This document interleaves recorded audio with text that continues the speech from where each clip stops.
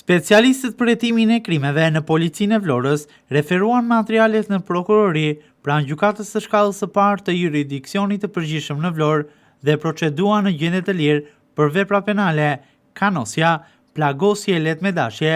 dhe prodhim dhe mbajtje pa leje e armëve të gjuetisë dhe atyre sportive, shtetasin ASH 33 vjeç, si dhe për veprën penale, plagosje lehtë me dashje, shtetasit EH 20 vjeç, AA 60 vjeç dhe OA 25 vjeç, banues të gjithë në Vlorë, pasi në datën 16 shtator në orën 21 për motive të dobta, këta shtetas ja konfliktuar fizikisht me njëri tjetrin në një dyqan në lagjen 1 Maj, si dhe nga veprimet e kryera për zbardhjen e plotë të rrethanave të konfliktit, ka rezultuar se shtetasi ASH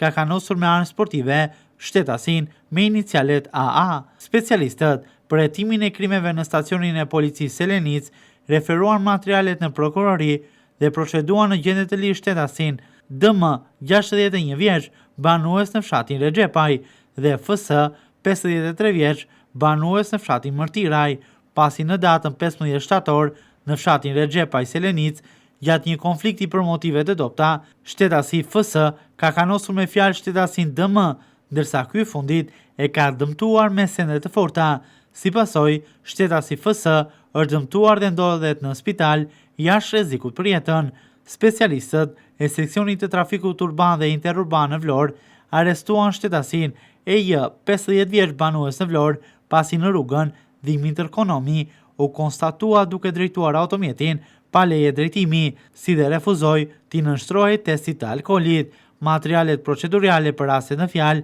i kanë kaluar tashmë prokurorisë, e cila do të vijojë veprimet e mëtejshme.